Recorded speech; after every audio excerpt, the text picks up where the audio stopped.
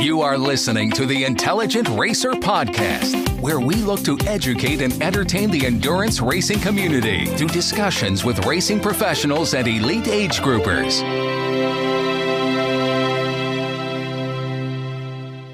In today's episode, I speak with ultra runner Meghan Hicks.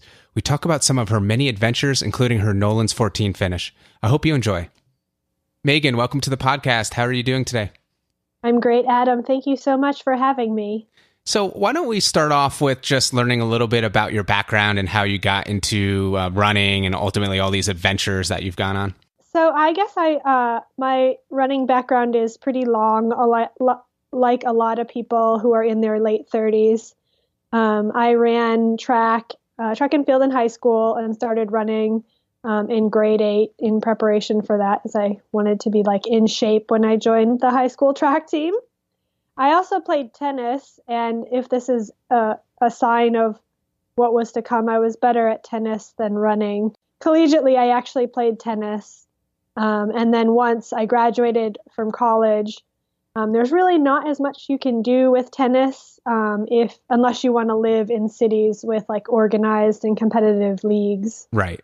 So I switched back to following my love of running. I did road racing for quite some time, half marathons, 10Ks, marathons, and sort of simultaneous to that, I was spending my 20s working in different national parks around the American West. And somewhere in there, about halfway through my decade working in national parks, I discovered that there was a sport called trail running, which I think is kind of funny that it took me 5 years of living in national parks to figure that out. But hey, yeah. Slow learners.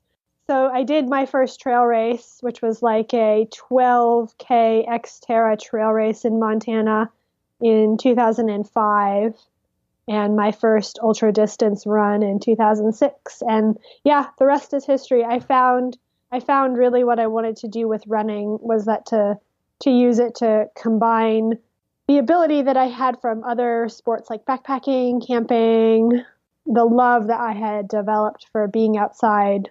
I discovered that you can use running to take you further and stay out longer and see more and interesting things.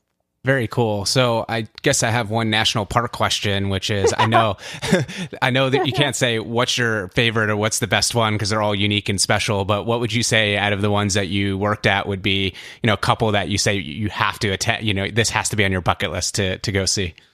Well, I worked in 3, and they all should be on your bucket list. Awesome. Big Bend National Park in West Texas. It's way far out there. You can't just stumble across it on your road trip of the West. You have to make it your destination, because even if you're in Texas, it would take all day to get to. But it's a beautiful desert.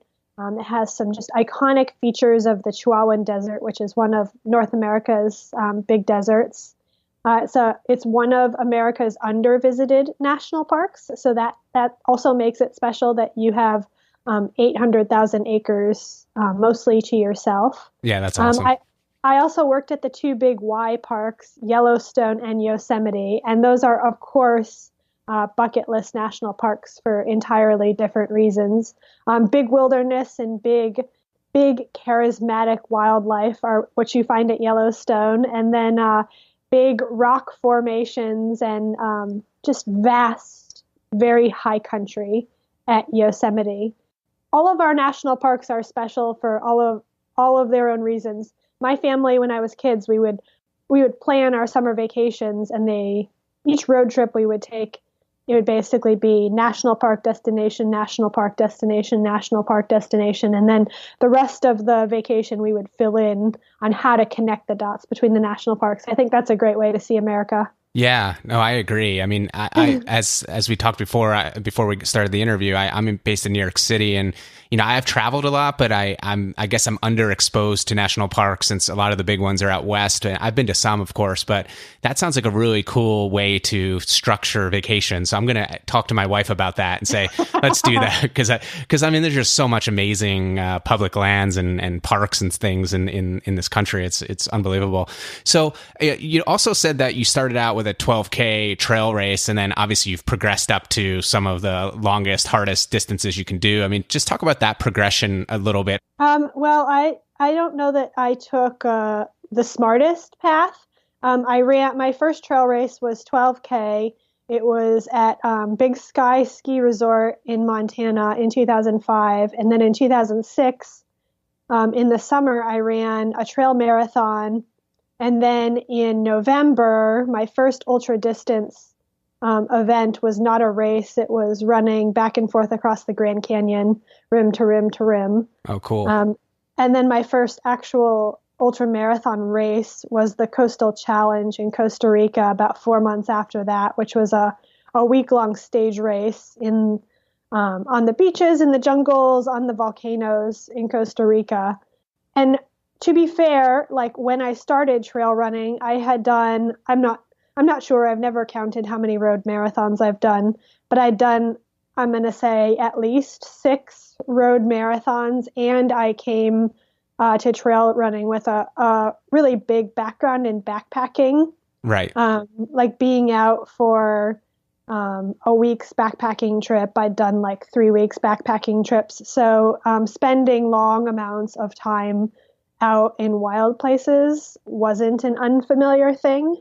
So I definitely say getting into ultra running is the slipperiest of slopes. Like you just find yourself increasing distances like really quickly and easily. Yeah. But for me, I did have some of that sort of already built up endurance background.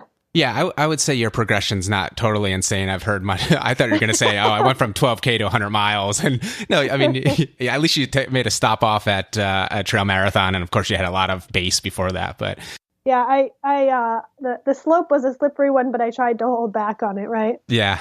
So why don't we talk about some of your adventures and races and things? So just recently in 2017, you went to Madeira Island and did the ultra there. And I've seen videos and pictures of that race, and it just looks absolutely incredible. Can you just talk about that experience? Yeah, it's funny because I've now relocated myself to northern England and have been here for a couple of weeks. But I was actually just in Madeira running that race 3 weeks ago. It's so funny how your brain just becomes transposed by so much travel and change. Madeira is a Portuguese island located in the Atlantic Ocean, actually off the coast of Morocco.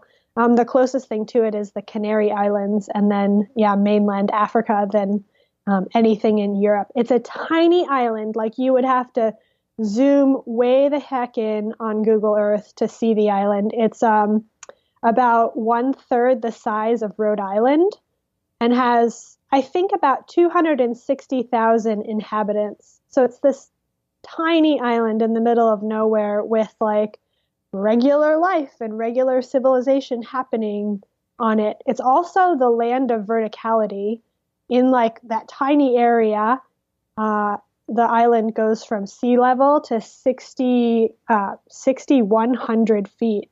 Wow. So it's the verticality of the island is insane. And it's often hard to get a sense of it because the cliffs are just so steep, you can't even see the top and estimate where the top is. Or there's clouds that obscure like half the tops of the mountains. 3 weeks ago, there was the Madeira Island Ultra-Trail, which is Madeira Island's largest trail races. That event has 4 races, 115K race, 85K, a marathon, and then like a mini marathon. And I did the 85K event, which took me 13 and a half hours. It basically spent most of the day zigzagging back and forth across the spine of the island in its high country. It had, so 85 kilometers is like 52 miles. It had almost 16,000 feet of climbing. It was a really long day in a very beautiful place. Yeah, I can imagine. I like I said, I saw some YouTube videos of the race, and it's incredible. I mean, you're starting out near water, and then you're up high in the mountains very quickly. So I can only imagine how steep and challenging and technical it was. Those guys are all about building trails with stairs. I don't really know how many stairs were on my course, but I walked and ran up and down thousands of stairs. Wow. Yeah, find some skyscrapers that day. yeah. I live on the 19th floor of my building, and sometimes I'll walk up the stairs for the workout, and man, that is really tough. And that's just me walking slowly up 19 flights of stairs. I can't imagine thousands of them.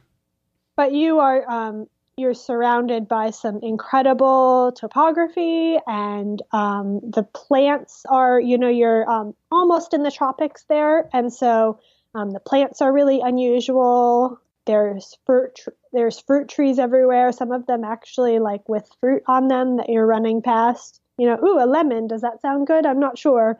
But it's a difficult race. But for me, every bit of difficulty was worth the day out experiencing that island. Yeah, sounds amazing. It's definitely more beautiful than my hallway of walk up the flights of stairs, for sure.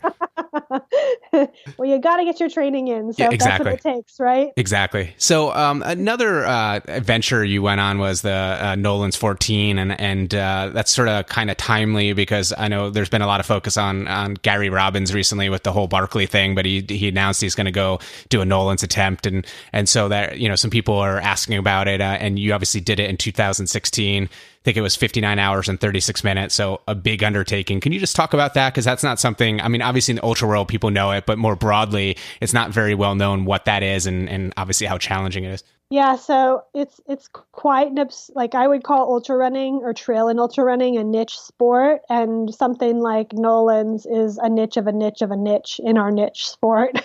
Yeah. The Nolan's 14 is a line of 14,000 plus foot mountains located in the Sawatch Range of Colorado, which is one of the sub-ranges in the Rocky Mountains, which, basically go all up and down Colorado, Wyoming, much of our Mountain West. Yeah, and so it was the line was created by a couple mountaineers who basically the challenge that they posed upon themselves was how many 14,000 foot mountains can we shove into 100 miles? And so these guys looked at some maps and they determined, here's a 100-mile line in the Sawatch Range that connects up 14 of them. In the Sawatch, there's actually 15 14ers, but if you went and did the 15th one, it'd be like 110 or something miles. So that one was thrown out of the Nolan's challenge. So it's this very obscure thing, but it is one of the most aesthetic mountain travel lines that I've ever experienced. I've been a multi-time or multi-year visitor to the Sawatch Range. It's a beautiful mountain range. There's a lot of reasons to go to it as a backcountry enthusiast, as a trail runner, as a mountain lover. But I started going to it and traveling on some of the off-trail portions of the Nolan's route in 2013, and it was befuddling at that time. I would go out on the lines with people who were looking at doing the Nolan's 14 route themselves, and I couldn't comprehend it. It took, several years of going there and being there and looking at how the mountains connect up and connecting them up myself to actually think that this is something that would be fun to do and that I could do. The reasons why it's so challenging is because you spend most of your time, like, I don't know what the average altitude of the line is, but it has to be something like 12,000 feet. Yeah. Wow. You're spending all this time at a really, really high altitude. It's a tough life up there. Oh yeah. There's not a lot of oxygen, and your body has a tough time doing all the metabolic processes of life without enough oxygen for an extended period of time. There's weather, like being so high, you're exposed to the elements of wind, sun, thunderstorms, snow, ice, fog, everything. And then there's just the fact that the line itself is not all trail. You spend a lot of your time off trail. Yeah, experimenting with ridge lines and gullies to see how to get off one mountain and how to get on the other. I mean, there's some precedent. There are people who've tried and succeeded at the Nolan's line before. But for everybody looking to do it, I'd say it has to be like 80% of the fun is scouting the route and choosing your own lines and figuring out what works for you. What is the logistics of this? So are you carrying everything yourself, or do you drop things off at certain spots? I'm trying to visualize how it is that you're supporting yourself for, close to 60 hours. Yeah, so the people who have been successful at it so far have tackled it in different ways. There are basically a very small set of rules that were created by the founders of the line. Like, for instance, having a pacer with you is allowed, but they shouldn't do any of your navigating and they shouldn't carry your stuff.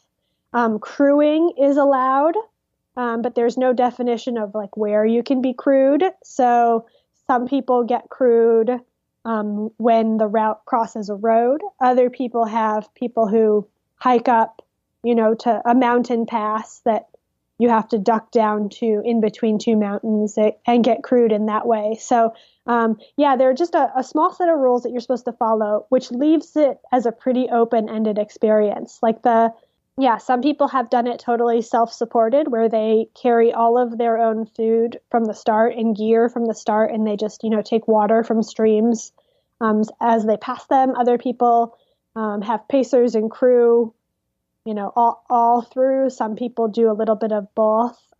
For mine, I used pacers during my nighttime hours I don't know, some semblance of safety and risk mitigation. And I had crews. I think I was crewed 7 times at different road crossings. Right. And what about sleep? I mean, for you, did you have opportunities to take some naps, or I think one of the rules is you have to do it under 60 hours. Is that correct? And then is that really a time crunch, or is that, does that factor in? So I think most people who have successfully finished Nolan's have taken a nap of some sort.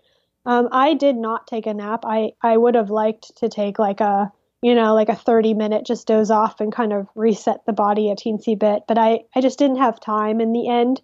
And it was too close to, I knew that it was very possible that, you just don't know until, like you said, it's a 60-hour challenge. You don't know until hour 50 or hour 52 if you're going to make it. Yeah. And you don't even know at that point. But at hour 50 and hour 52, it was very clear that if I was going to make it under 60 hours, it was going to be very close. And so I didn't have time to sleep. Right. Ideally, it would be great to get one cat nap in there somewhere. But yeah, I was not fast enough for that. So amongst all of the other kind of adventures and races you've done, would you say it was Nolan's the most challenging? Obviously, logistically, it would be more challenging than a setup race, but is this sort of the capstone adventure, or would you say some of the other things you did compare, or how would you rate it from like a difficulty perspective and that kind of thing?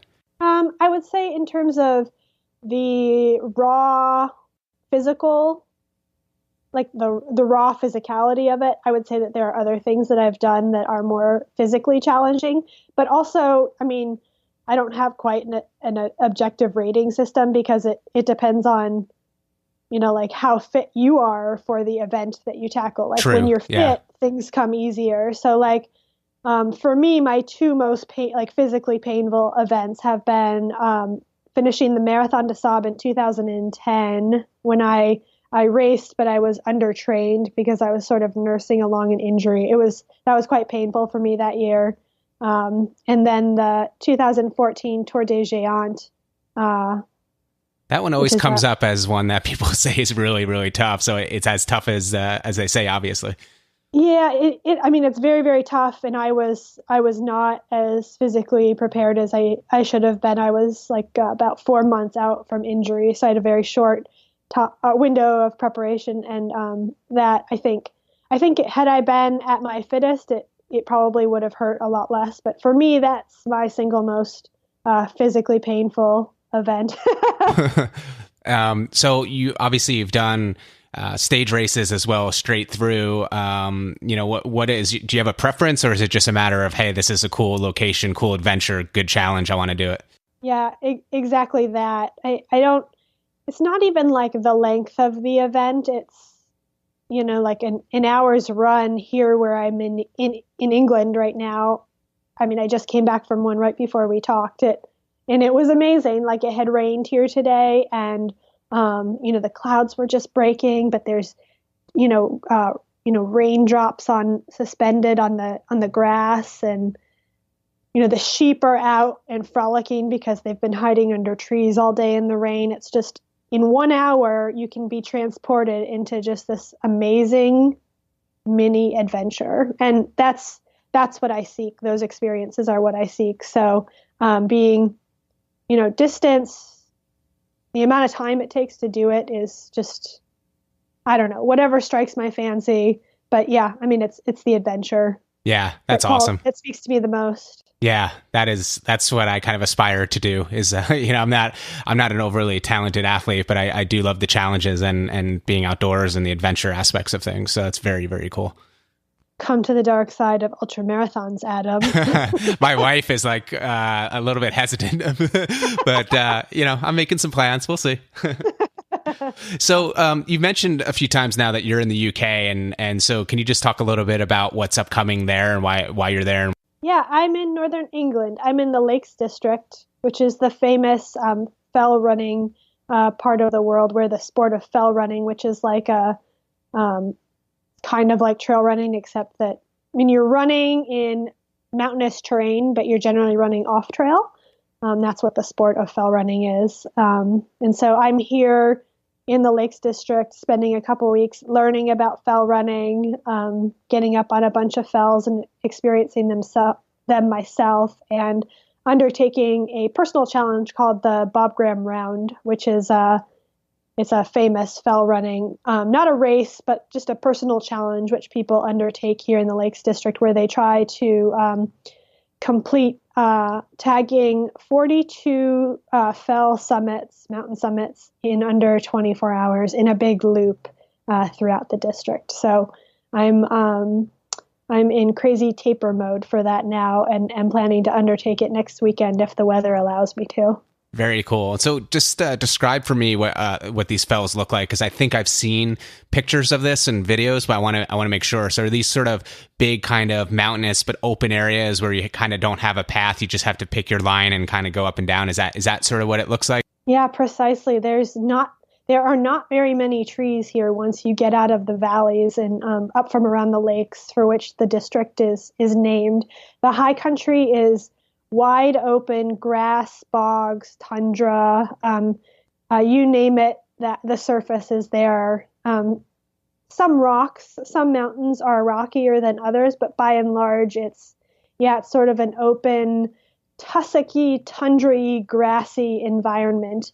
The weather is historically terrible, which, being in like a wide open environment, where it's miles and miles and miles of open terrain, probably accentuates that, because, storms and winds can really get rip-roaring in open terrain. But it's unlike what I've seen anywhere else on Earth so far, these wide open green fells.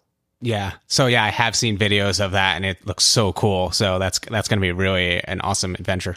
Yeah, I hope so. It's a challenge that about 2,000 people have completed in the last 70-ish years. So it's not an undoable challenge, but it's one that there's lots of features about it that I don't know a lot about. I generally like to try to wrap my head around all of the different aspects of an event I'm undertaking, but we've had miraculously good weather since I've been here, so I haven't experienced the truly horrific weather that this part of the world is known for. And now the weather's turning, and it's possibly going to be bad weather next weekend. I haven't. I don't think I've done something where my feet have been wet and muddy for 24 hours straight. So that's a possible challenge I'll deal with. I I have trained hard, and I have like recce'd the entire route. So I've seen all of the mountains, and I've got, a cheat sheet on how to find my way around them. I've got an amazing crew of people who are going to crew me at road crossings, and some pacers who are going to go with me, in different parts of the outing. So I'm really set up for success, but you just never know. So wish me luck. Yeah, for sure. Definitely. As you were saying that you've only experienced good weather, I was knocking on wood for you because I lived in the UK for a little while, and I know how things can come and go. So especially in the northern part, but I think it sounds like an awesome adventure. But now one thing you did mention, and something I've actually never talked about on this podcast, is tapering. So that's something I kind of struggle with in terms of the right amount. Like too much is bad, and too little is obviously not good either. So would you talk about that a little bit? I mean, obviously you said you're tapering for this 24-hour challenge. I mean, how do you go? What's your thought process in terms of length and activity, and how do you make sure you don't get too flat?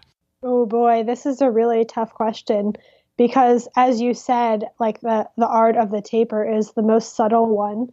Not a lot is really known about how to do a taper for an ultra marathon. So a lot of us sort of co-opt, the data that's out there from marathoning, and use the science that is known for marathon tapering and just apply that, sort of co-opt that and try that ourselves. And so, the what we know about endurance running tapering is that, you should, cut back your volume for about 3 weeks going into your event, but not necessarily cut back your effort.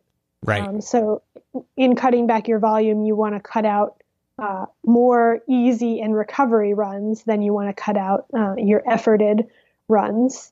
And then a lot of people use the taper, and I think this is at this point 100% anecdotal when it comes to trail and ultra running, but a lot of people use the taper for some specificity adaptation. So like if you're going to a hot environment, you use part of your taper for heat acclimation. If you're going to be running, in rocky environments, you spend your taper, getting your body used to being in a really rocky environment.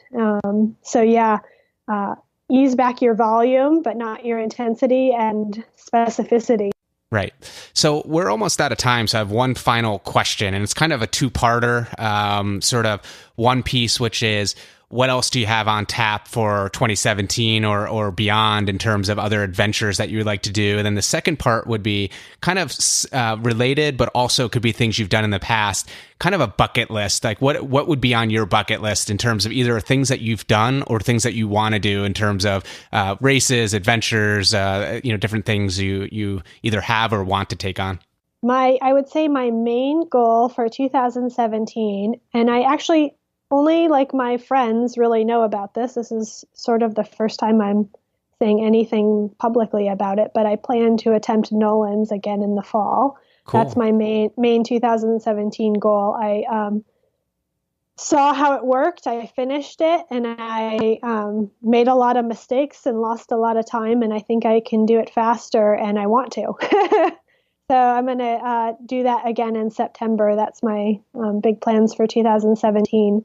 And I would say my bucket list is a little inordinately long, especially for the final question of a podcast. But the location that is at the top of my personal bucket list is the country of Bhutan in the Himalayas. Oh, yeah.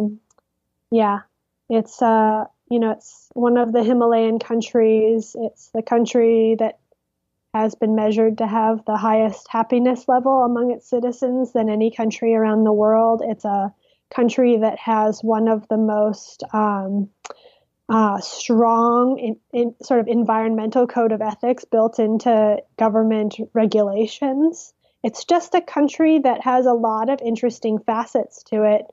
Sort of socially and politically, in addition to being from photos, what looks to be a miraculous landscape. So visiting Bhutan, either for, trekking, visiting cities, trail running, I would go to Bhutan and do anything. Yeah. I've seen like different travel things on and stuff. It's definitely on my list too. It looks amazingly gorgeous. So, and as you said, it has that happiness ranking or whatever, and everyone seems to be nice there.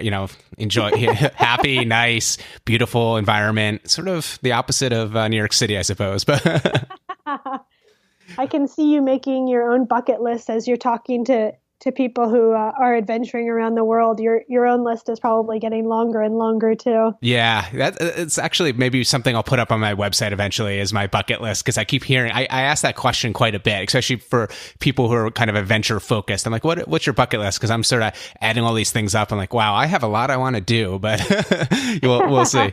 Let it be long, right? Absolutely. So, Meghan, thank you so much for your time today, and very good luck with this challenge in the fells and in northern England. It sounds really exciting, and wish you the best weather and a lot of fun. Thank you so much, and it's an honor to be on your podcast.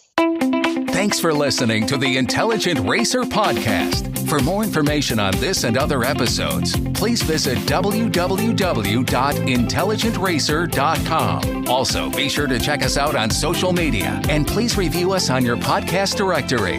Join us next time for another edition of the Intelligent Racer.